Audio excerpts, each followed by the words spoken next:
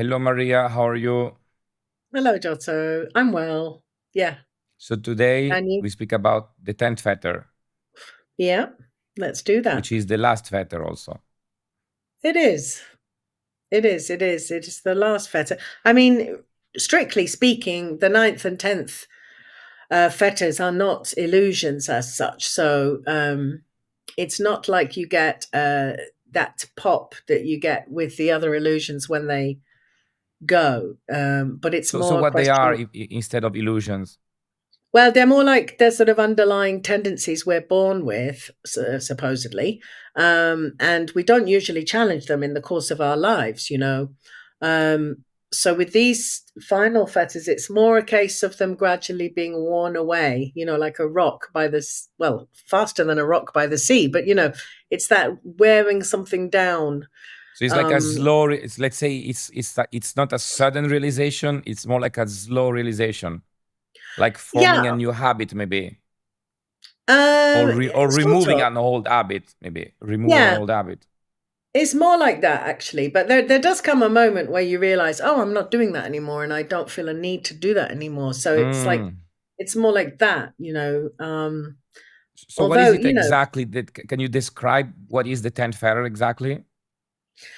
yeah, I mean, just to backtrack a little, it helps to backtrack a bit to the ninth fetter because with the ninth fetter gone, we can now see and accept to a certain degree that a level of security and safety isn't available to us that we might have wanted before. Um, So, but we have accepted to a certain degree. So we're not rising up anymore, trying to compensate for this lack of So can we these say things. that we don't believe that the universe should be in a certain way? Right? Yes, exactly. To put it in simpler language, we don't. Yeah, or rather, our experience of the world should be a certain way. I think it's more not so much to do with expecting the world to be a certain way anymore with the ninth fetter, but expecting our experience of it for sure to still, be a Ah, certain so we way. don't tell us ourselves a story. Basically, we don't say our experience should be like this. We don't have a kind of No, generic assumption, generic belief about how our experience should be. Basically, we are more open to whatever it's going to be. well, we've got to a stage where we don't feel we need the world, our experience of the world, to be a certain way when the Ah, ninth we fetter don't has need. We don't need. gone. Okay. We don't need, but we still feel like. Sorry, it's almost the opposite. It's the opposite. We know it's not available anymore. That we can know that we're going to reliably feel good, for example. But we still have a Well, nagging it's more that suspicion we that know it was never available. yeah, we know it was never We available. We've realize it tested was it. never available. Yeah, because every time we've tried to compensate and tried to create this feeling of permanence or But security or sorry, feeling good. can I ask you a question? So, what do you Yeah, mean by compensate? Does compensate means assuming that something is wrong? So it's like, let's say it's not as right. we wish, we compensate. Hmm. Compensating means something is wrong, we have to do something. So, Yeah. compensating, the way you say it, it's kind of a form of judgment. It's like something is wrong, I have to do something about it.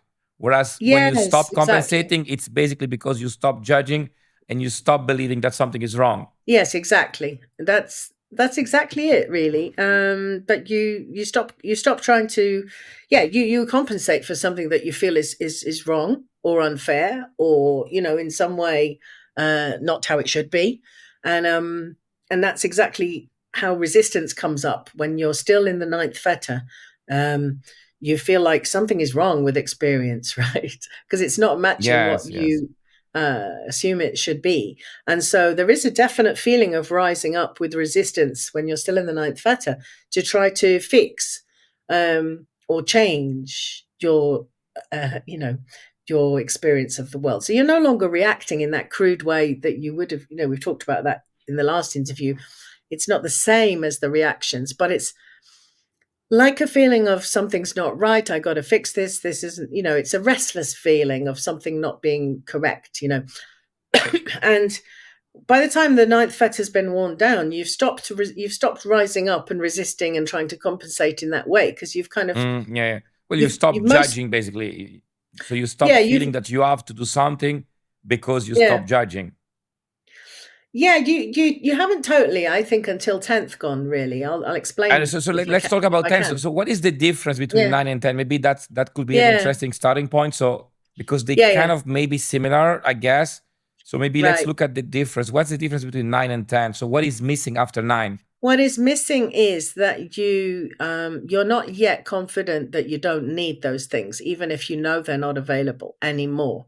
Um, Ah, so so I see. So 10 is more abstract, basically. So 9 is you feel, no, wait. So 9 is you feel yeah, you need it, but you realize you cannot have it. And 10 yeah, would be you realize you don't need it. So it's kind of one step yeah. further. So 9, It's okay. So one step 9 is, further. 9 would be, sorry, I want that. So initially, first, before 9, you want that thing. Then Yeah, with 9, you realize you cannot have it. But with 10, you yeah. realize you don't even need it. Yeah, that's it. It's like a full Okay. acceptance, and it's got a particular flavor to it. It's got particular flavors to it, I think, because um, it's like a feeling that when you're still working with Feta 10, you still have a feeling that there's something more um, than what's already known in any given situation. We believe that there's still something unknown and that it could be found out by thinking about it, that we could sort of solve it by thinking about it. If that But there makes may sense. very well be something unknown. I would rather argue that the difference may be about the fact that you don't feel Okay. that you need to know it. Maybe, it's like instead of Right. saying there isn't anything Yeah. else, which will kind of be a dogma, a certainty, it's like, Yeah. well, Yeah. maybe there is something else, but maybe I don't need to know it. Yes, that could be maybe a better way of looking at it, Or actually. you don't have to know. Um, Basically, or you may just stop judging the fact that you think you need to know it. So it's like, I mean, well, I know it yeah. fine. I don't know it fine. Yeah. It is so before you think in fetter 9, you think you cannot, you Yeah. realize that you cannot have it, and so you accept it, but it's kind of a disappointed acceptance. Yeah, I wish I could have it, but I cannot have it. Yeah. I accept I cannot have it. And now it's like, it's not only I accept I cannot have it. With 9, with 10 is I realize I don't even need to have it. Yes, it is. And just to clarify, in case people haven't looked at the previous video, what it is that we want to have that we can't have is, to know that we'll reliably feel good. It's like traditionally in Buddhism, it's seeking permanence, satisfactoriness, and substantiality, and that's what we're wanting from our experience of the world.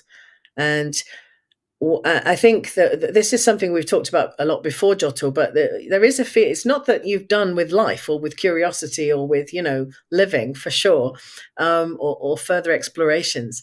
But you do have a feeling when you drop this particular um, feeling of needing security and sureness, safety to know that the seeking stops. It's that spiritual seeking that always searches to fix whatever is happening or showing up or to Because the idea of fixing assumes that something is broken. So there exactly. is a judgment that Yes. something is wrong, and so you need to fix it. Whereas you just accepted that maybe nothing is broken. And even the Yeah, idea that's of it. broken is just a concept that doesn't make any sense, because broken means that you have something and you project a Mm-hmm. mental image of how it could be different.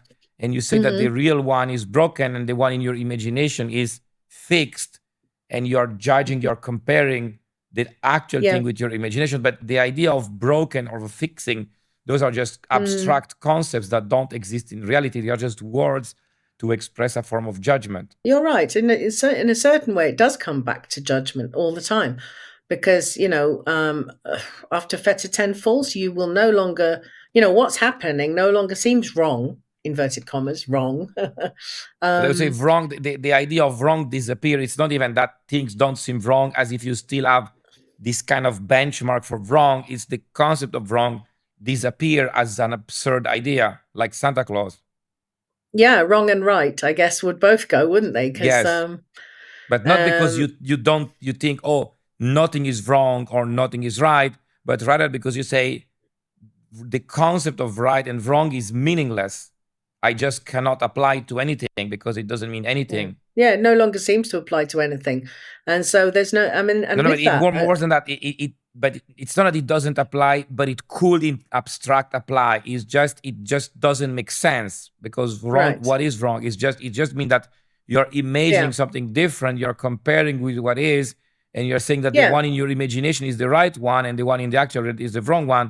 But then that's just a Sure. concept that you made up. It's just like if you look at a circle and you say it should be a Mhm. triangle, but why it should be a Right. triangle? Just because you're imagining a triangle For while you're looking at a circle. Yeah, sure. I mean, on a conventional, you can still define or describe what's showing up or happening, in conceptual terms, in conventional terms. So maybe something actually is broken that you need to fix in your environment, for example, or in your day-to-day running of things. It's not that, But yeah, again, but I it's would rather call it that, a preference in that case. So it's like, let's say right. the fridge stops working. Well, I would prefer that the fridge works because it's nice to have cool food instead of everything starting to rot.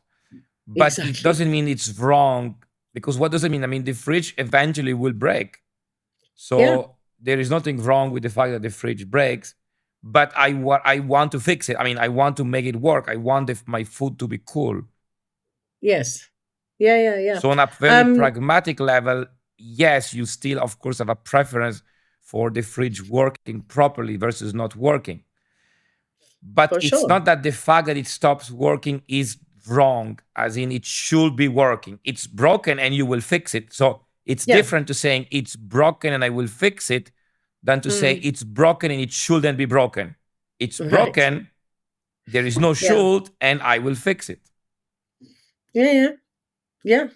That's it. I mean, it's not that you don't respond to life and when it's going not going as you prefer or you know, would be But more so what effective is for the it to difference go. between Sorry. what is the Yeah, difference carry between on. 4 and 5? So desire and ill will, because it isn't it a little bit similar, the idea of not judging. So the idea of not saying that something is wrong or Yeah. should be different, isn't that already 4 and 5? So where is Yeah. the difference exactly The between 4 and difference. 5 and 10? I think the difference is with 4 and 5, you still very much identify with the reactions. You really do think it's my particular reaction to that But then particular you will stimulus. stop doing that at fetter 8. You So would. then why do you need Well, fetter 10? Because at 4 and 5 you remove the should and the judgment about things should be different. At 8 you yeah, but remove identity. So yeah. what exactly is the difference with 10? Well, what is the difference? I mean, you're no longer pushing and pulling. You're not identifying with this thing anymore. You're not actually Yeah, having but to that's 8. But react. that's 8. No, the No, it's not. It's non-identification. for desire and ill will, really. But yeah, Sorry, of sorry. Okay, course, it that's gets that. Okay, that's four it and gets five. deep. These are in will. Okay, okay. Yeah, And then it at gets 8, deep. you also. Sorry, sorry. Yeah. Go Well, ahead. eight is the last self-referent illusion. Okay, so it's the last piece of me Mm, um, that is there. So I think until you get rid of that sense of there is a me to protect and defend, yes. there always will be some degree of judgment going on, about it not being right if it feels like that me is threatened in some way.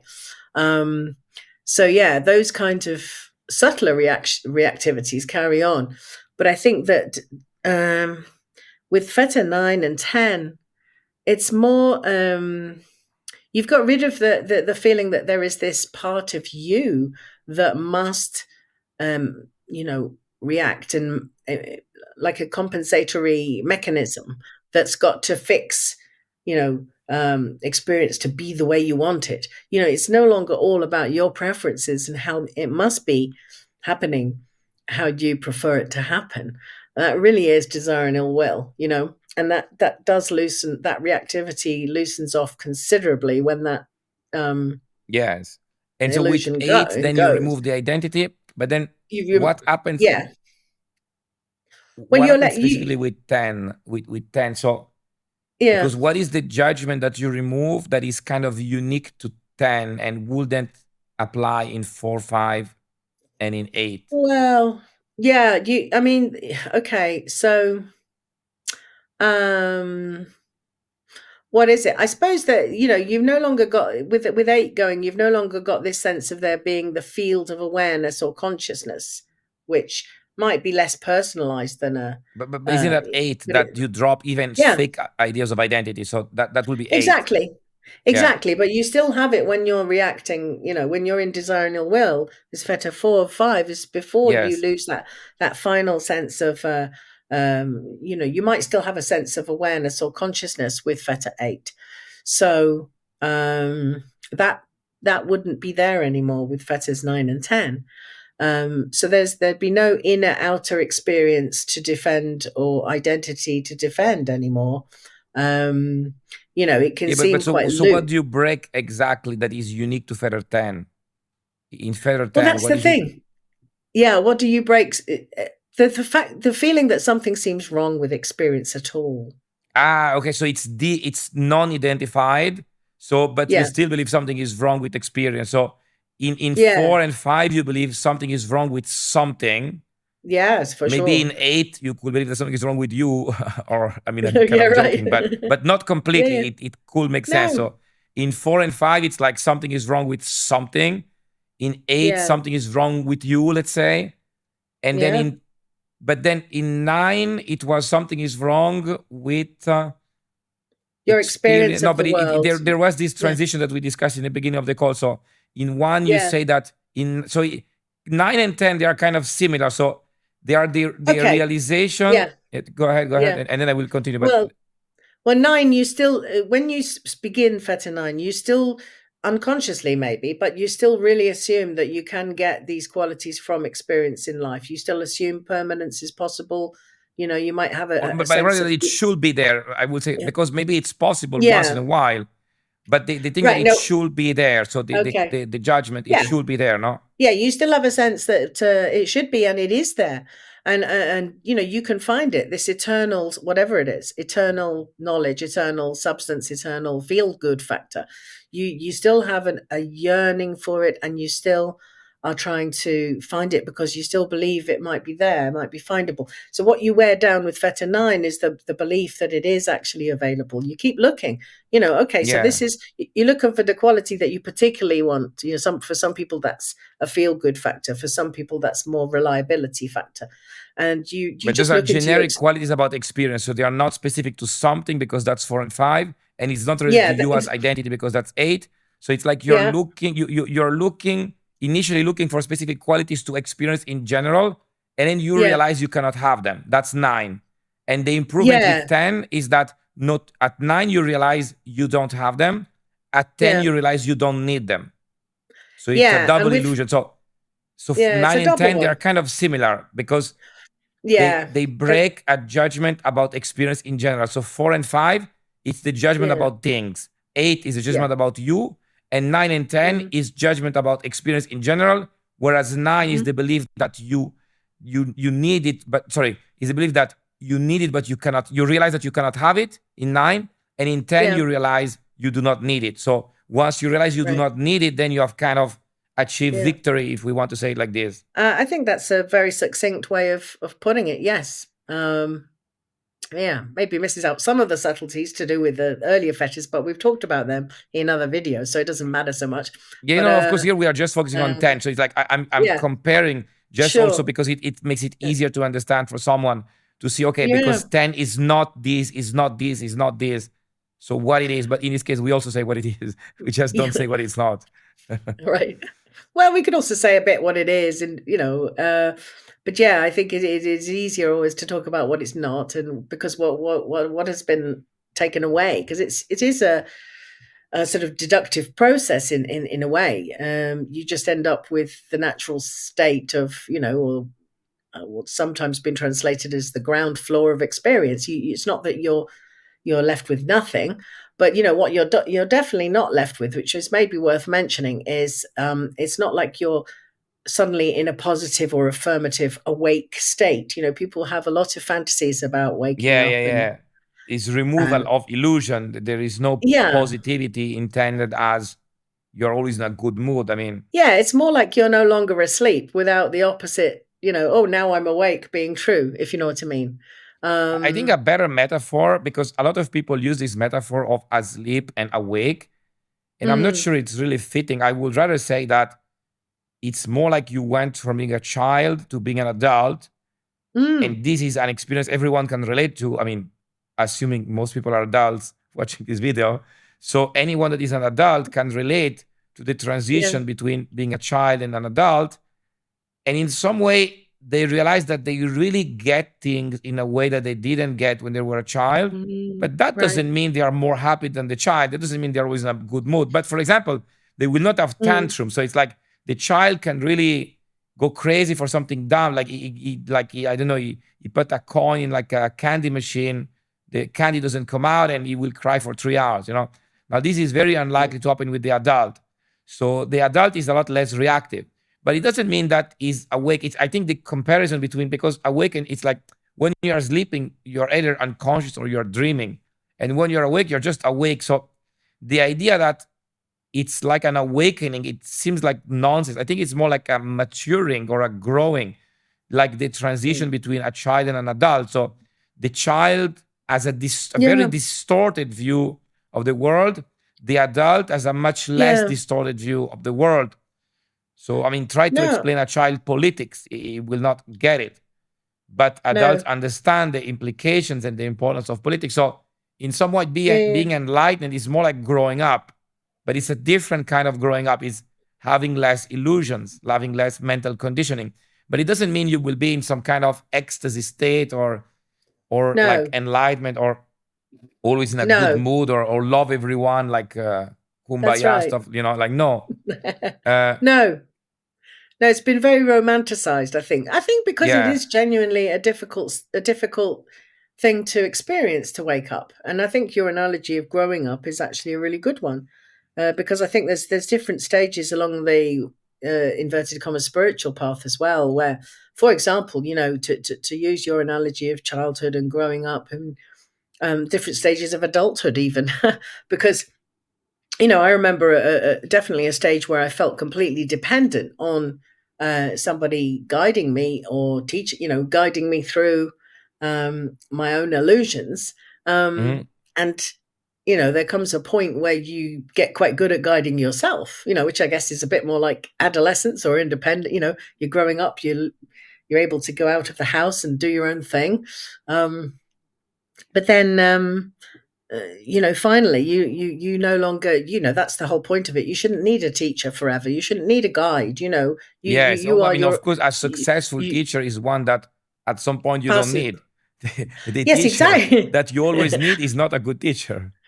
Well, this is true, and this can be overlooked as well. But in a way, you could still maybe. I mean, I did this. I still projected onto the guide that helped me through the 10 fetters, thinking they had what I invented was he has a better class of waking up than I do, a better Yes, class of a it. higher degree of waking up than you. Yeah, and someone challenged me on this actually, and it was great that they did say that. Do you think he's better than you? Better sort of waking up.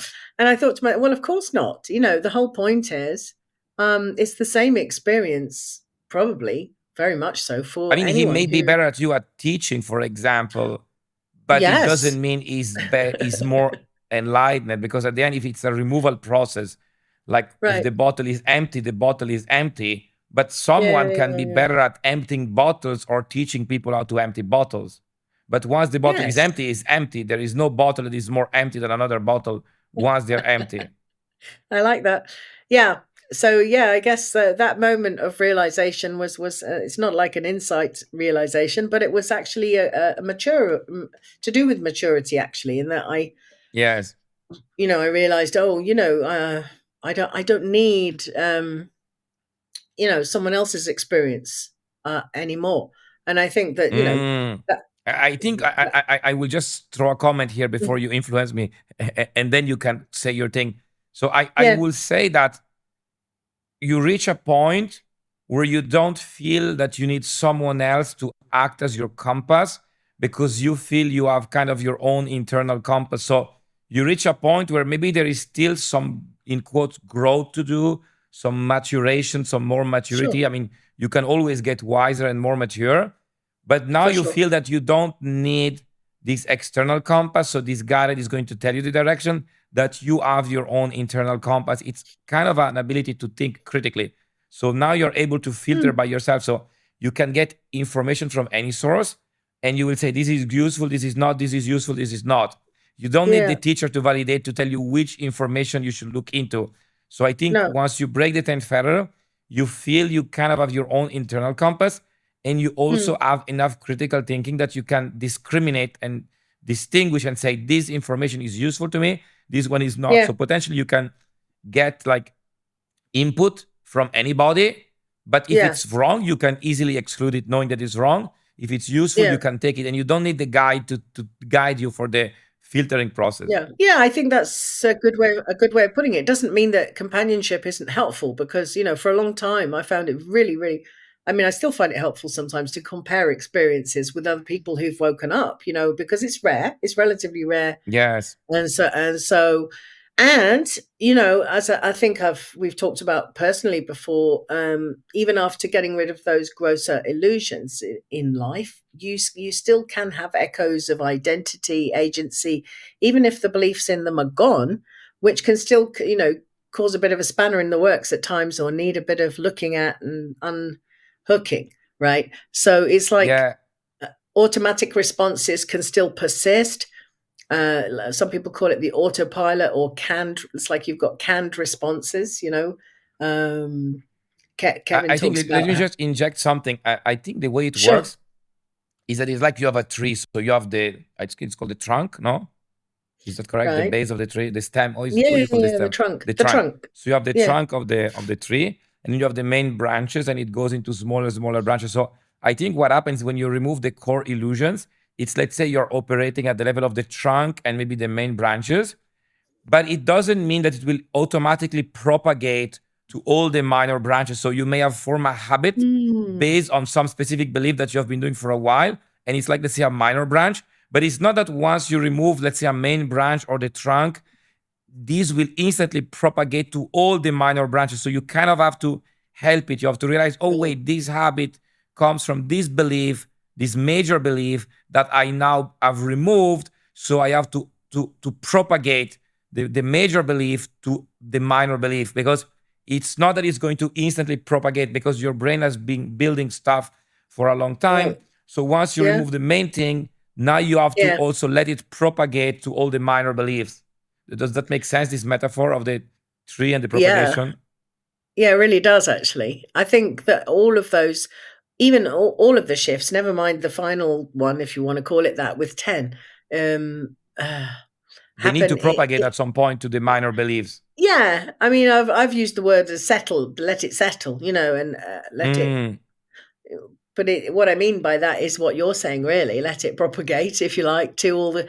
Yeah, because you have different experiences. You might have, gone through this particular process at a particular point in your life, that say that point in your life was particularly stable and everything was, pretty much going okay. And then, what happens if you have this experience, but then you have certain challenges in life, and you might have some canned responses to that, some old Yeah, responses, because you have some habits that you the have formed that are based on the yeah, previous beliefs.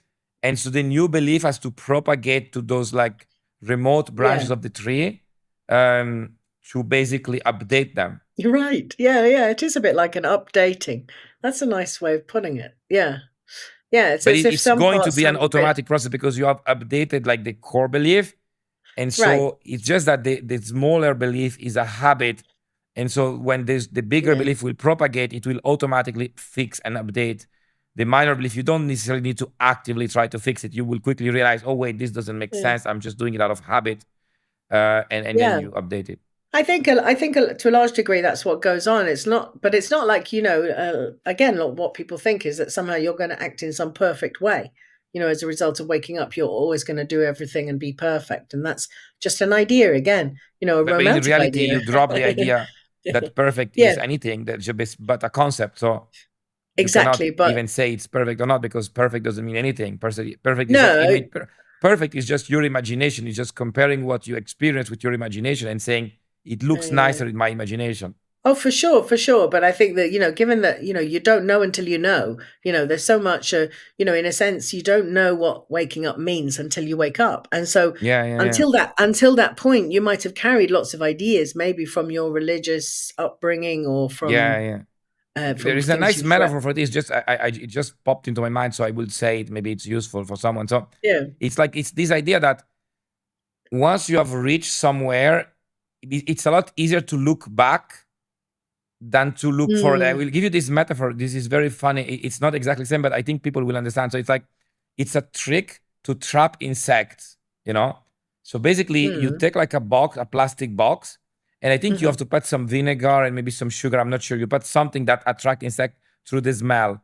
And then mm, basically you cover this box, so you close it, and you poke small holes. And so the smell of, let's say, the vinegar and I think the sugar, whatever, comes out from those holes. So the insect will smell it and will approach those holes and they will go inside, you know? mhm. And the thing is, once they are inside, they cannot get outside. And the reason is because it's a lot easier to find. Because when you're outside, you follow the smell and it makes you go inside because from those holes the smell comes out. But once you're inside, there is nothing to follow, so you cannot find those holes again. You see, because the smell now you're in the smell. So Yes, that makes so you see, sense. so now of Yeah, course here it's the reverse, but it's the idea that before the enlightenment, it's kind of tricky to imagine what it looks like. Just like the insect, you have to reverse the example. Yeah, once the yeah, insect is inside, it's not easy to figure out how to exit.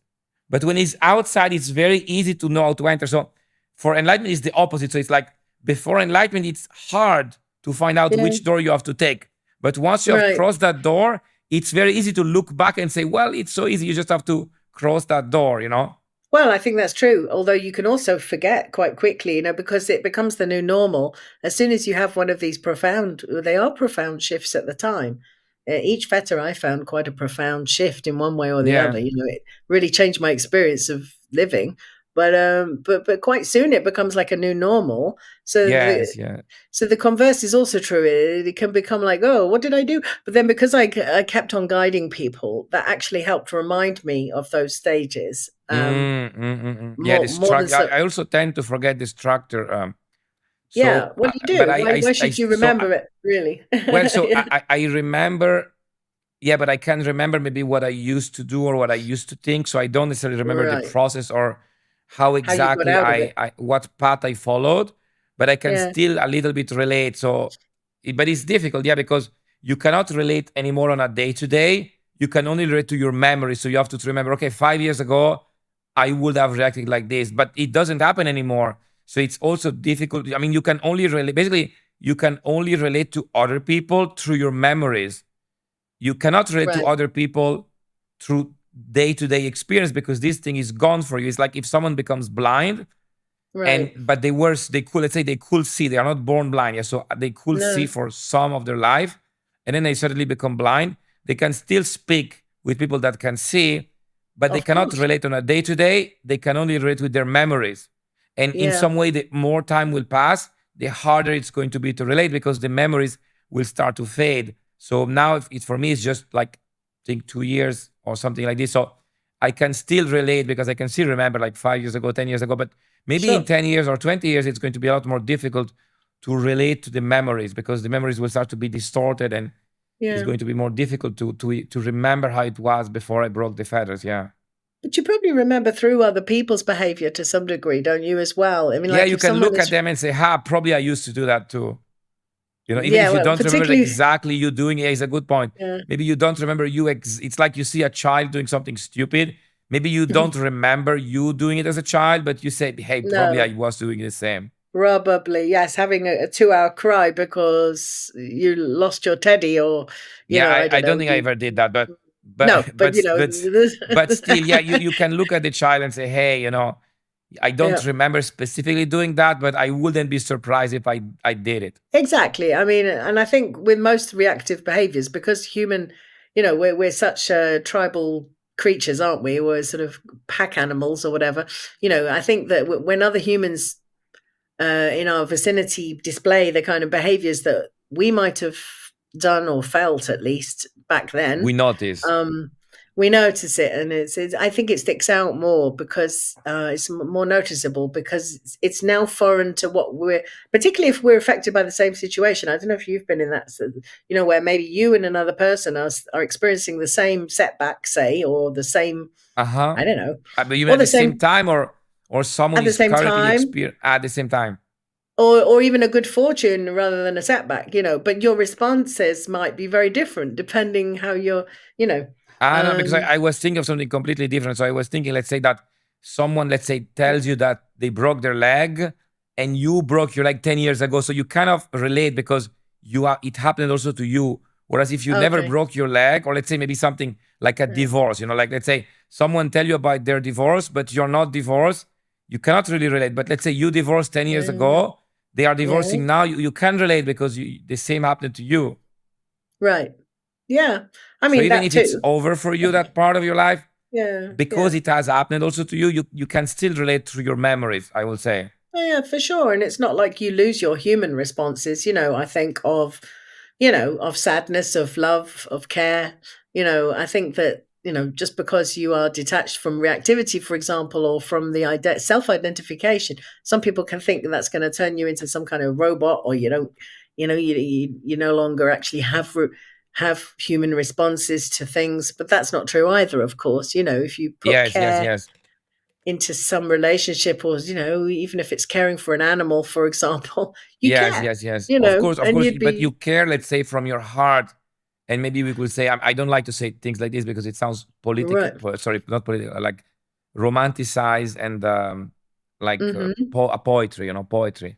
So when you say maybe it comes from your heart and not from your mind, what do I mean by that? From your No, mind would you're be right. like it's just a story. So it's like, maybe you want to, you say love someone, but in reality, it's just a story you tell yourself. You just Yeah, like their presence. You want to control them and to own them. So sure. let's say it's from the mind, even if it's stupid, Yeah, but I think people can understand and relate. It's sure. based on a story. Whereas if maybe from your heart, it's just that you take pleasure being with that person and you want what's best for them. So Yeah. I made a video about this. I was making an example. I don't know if I Yeah. told you about this one. So it's about Saint Francis. Saint Francis of Assisi. It's He was easy. like Yeah. a famous, very famous saint. And Yes. basically, he was rich and gave away all his money. But basically, Oh. it seemed, I mean, I'm not an expert, but on what I've heard by watching some other videos, that he was saying something interesting. So which indicate that I will describe what I mean. But it's like he was saying this. He was saying that if we go to someone and help, it's good. But if we Mm. go to someone and help and like they treat us like shit and blah blah blah, it's amazing. So there is a Mm. weird element, where it's like it Mm. seemed, because you see, I think those people, like for example, Saint Francis, and I mean, I don't want to accuse him. Maybe he was a good guy. I'm just using it as an example, and I'm sure a lot Yeah. of people do that. So in Saint Francis, it really sounds like it's about the renunciation.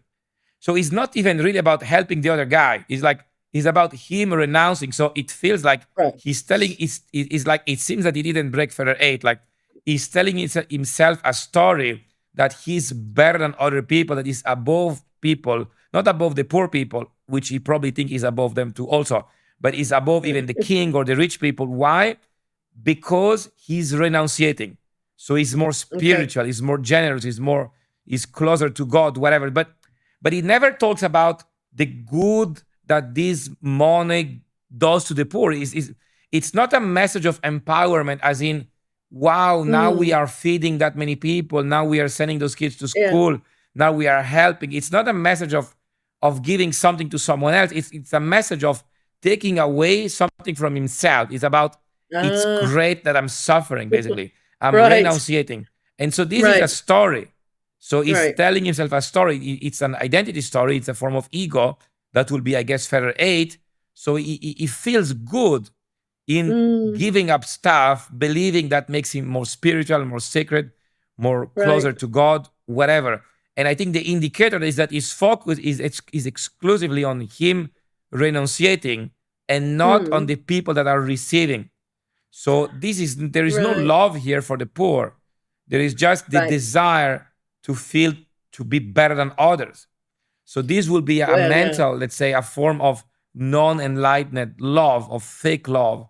Whereas the real It love could will be. be, let's say when Jesus, I don't know if it's Jesus that say no, isn't that Jesus that say that someone is like has a mantle or something and he cut it in two and or he split his bread in two. I'm not sure. Like there is an idea Um, where I mean I Jesus don't he know. praised someone that Yeah. shares. So the idea that I don't know Okay. if it is like someone has a piece of bread and someone is hungry That's just.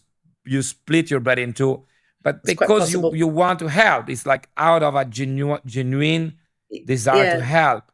So you yeah, just feel good in helping. So that comes from the heart. You help because you want to yeah, help.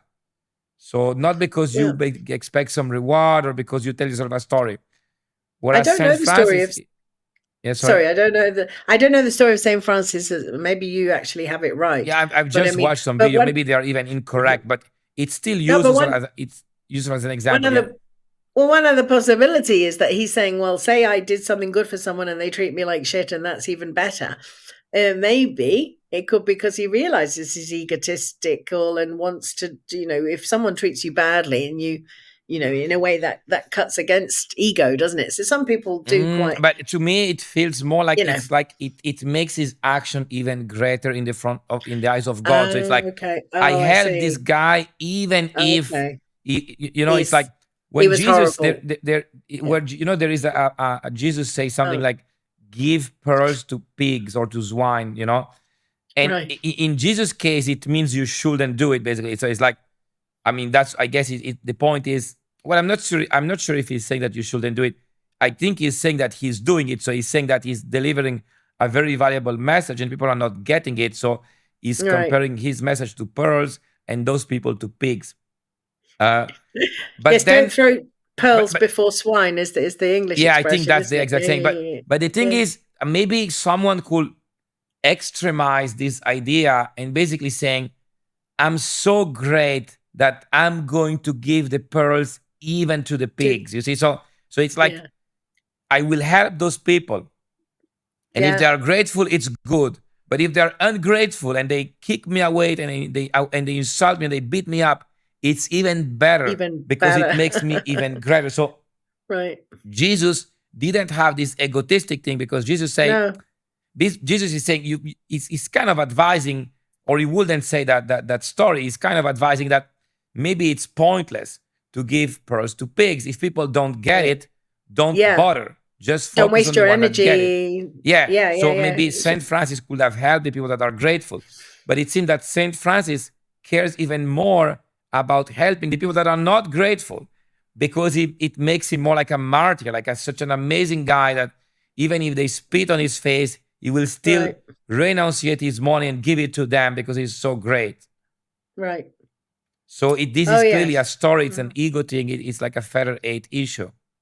It is. It's also, yes, a belief about a greater power, isn't it? And being in I think there service is. to I'm that, not sure or if what I'm going to say is nonsense here, but I think that maybe there is a common thread in all the fetters, and I'm not sure if it's in all of them or it stops at fetter eight. But there right. is kind of the desire to feel special or to be special. This idea that in Oh some yeah. way or another you are special. So even the identity thing, all the identity stuff is really about the fact that you are special. So you have to define this Oh identity yeah. because you are special. And you can even find it in 4 and 5 because this shouldn't happen. But wait, because it's not that it shouldn't happen in general, it's that it shouldn't happen to you. So you Me. broke your leg, Right. but it's not that nobody should break his leg. It's you No, no, shouldn't no. break your leg because Yeah, you are maybe he special. should break his leg actually because I don't Maybe like he him or should. Yeah, whatever. yeah, yeah, exactly. Yeah, yeah, So, right.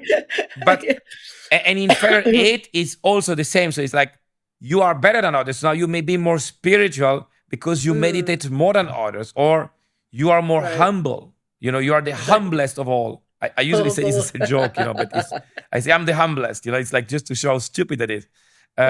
Or people say I'm the most Humblest. spiritual. I'm the most whatever. I'm the most best meditator. But Oh, I but think the I'm the funniest most one is to say humble. I'm the Yeah. most humble. It's Yeah, because yeah, it's so paradoxical. And I don't yeah. know. Do you think that still exists in 9 and 10? This idea of feeling special, or maybe it's different. It's about you believe. I mean, do Mm, you think that this underlying tendency of believing that we are special and we look for reassurance, we look for validation mm, that we are special yeah, for sure from 1 to 8. But do you for think sure. also in 9 and 10, or 9 and 10 maybe is slightly different? I think it is different. I think it is different. So it stop at 8, the desire, the feeling and the Yeah. desire to be special. I think so, because fetter 8 is so much about having something innate, and apart, separate from, like is some inner part that you can take refuge in, or Mm. as Which makes you distinct special in from. some way, and that It part makes makes you you special. special. Yeah, yeah, yeah. Yes, and it's almost as if your experience is on a slightly separate stage to the rest of the world, or to other people Well, or we could whatever. say but wait. So could we say that your experience is special? So it's just experience, let's say Yeah, nothing but experience, but your experience is still special. Could still stay. exactly.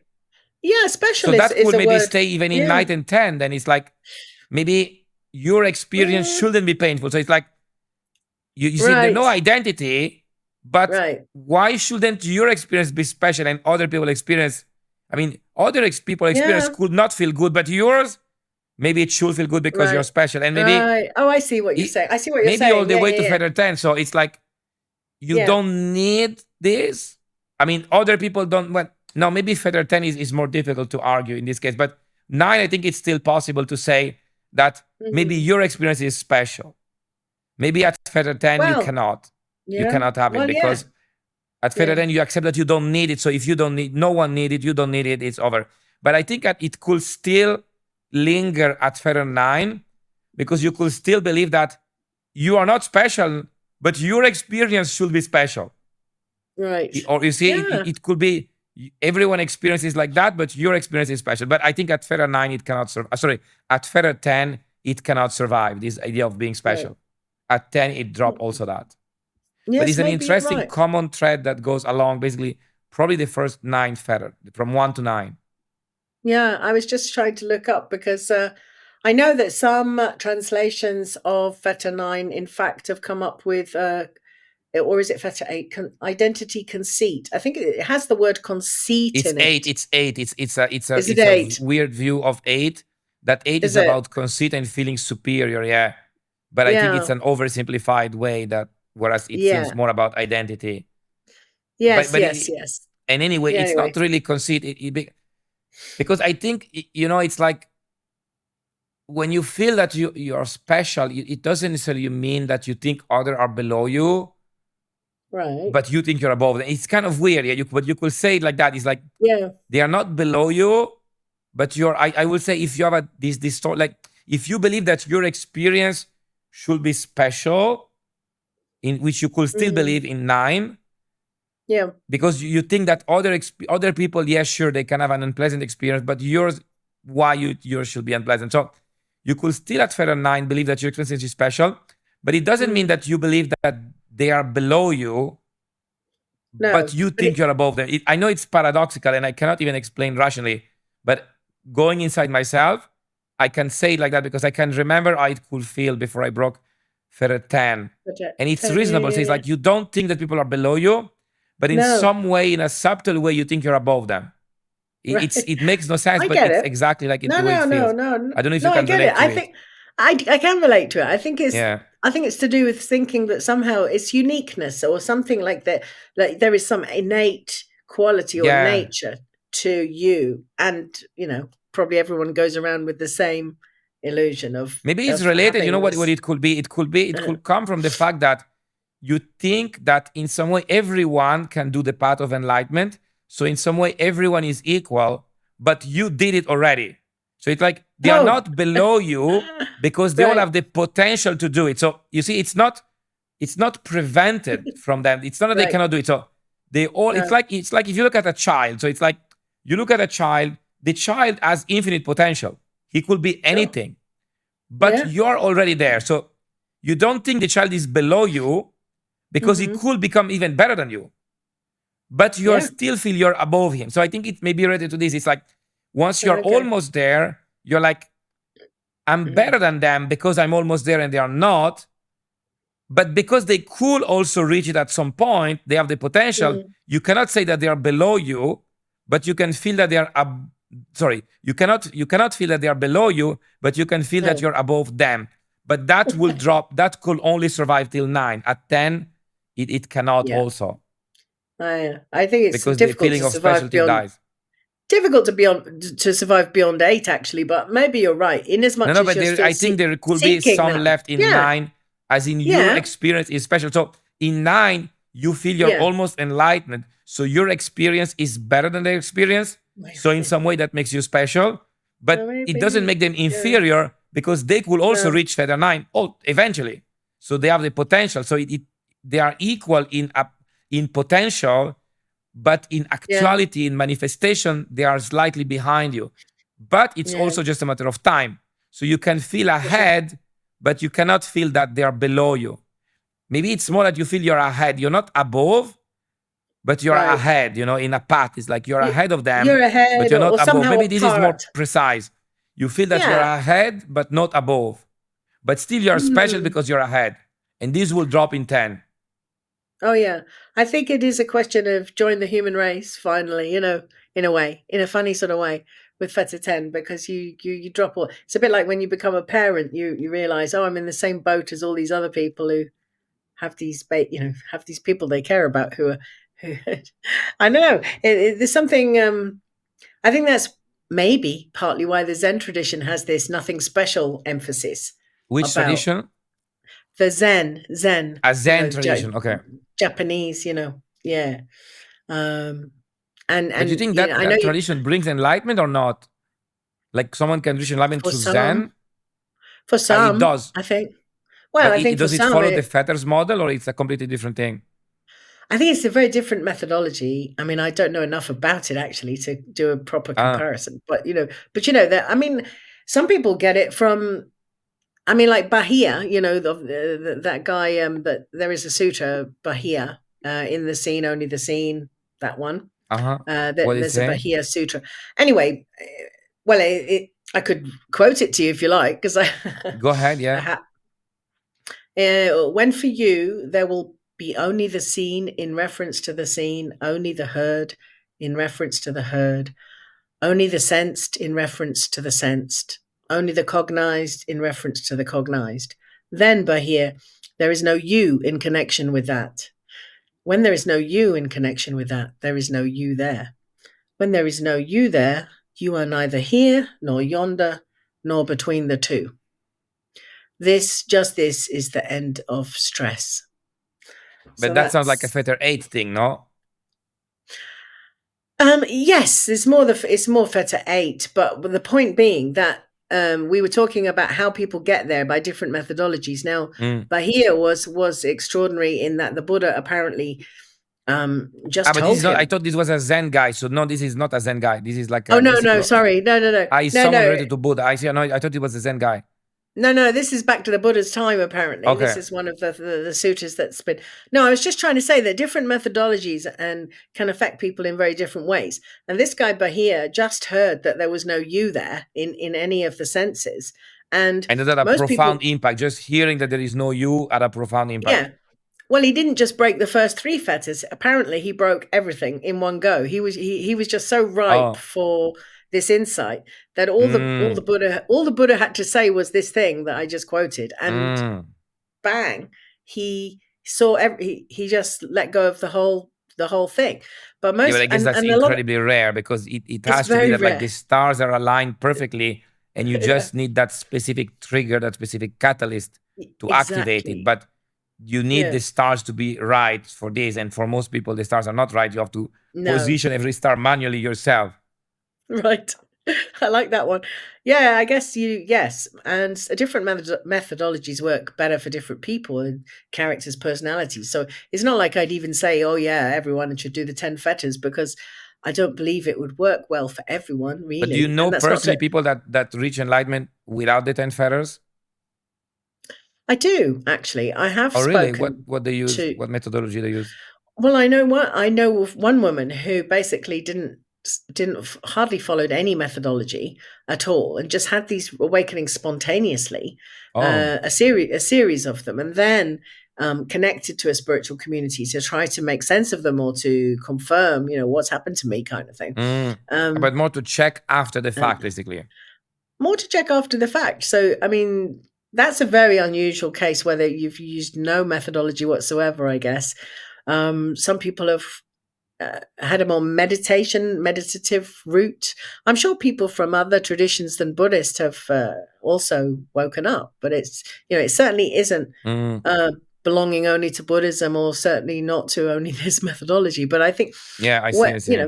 but I think this methodology is particularly useful for people because it is stepwise, and it's not trying to do it all in one fell swoop like Ah, Bahia. so breaking it up in small bits is a lot, makes it a lot Yeah, easier. I think for a lot I of see. people, yeah. And the other thing that can be problematic is people can jump ahead. They can have they can have an experience of non-duality, which is more like, I guess, fetter 6, 7 territory.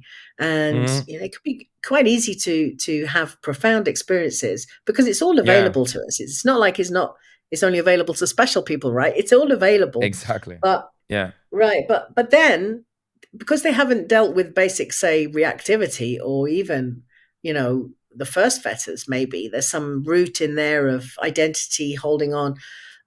They what they find is they can go in particular circumstances and have this non-dual, very expansive experience of being very in a good Mm. state, and then they will just be pulled back, But I think this continually. is kind of confusing because people that they do some stuff Yeah. and achieve some kind of good state, they think that the good Mm, state is the enlightenment. And so they think, oh, I have to go right. back to this good state, but it has nothing to do Right. with the enlightenment. No, it doesn't, and that way people can miss out, some fundamental. They can try and just bypass all the reactivity or all the unpleasant bits that they don't like, right? They could just say, Yeah, well, yeah, I see. No, no, it's it like, may oh become a yeah, way to escape reality, basically, you're right. like Like I drugs. still There's get, a yeah, like, oh, well, like I cheap still get drug. angry. I still get Yeah, angry and beat my wife, but hey, I know there's nobody here and there's nobody there, so it yeah, doesn't I matter, remember right? you told me that one. Yeah, yeah. Yeah, yeah. Anyway. Uh, yeah, so maybe that's it. I don't know, unless you've got more to say on Feta No, I 10 think or we are good with Feather 10. yeah.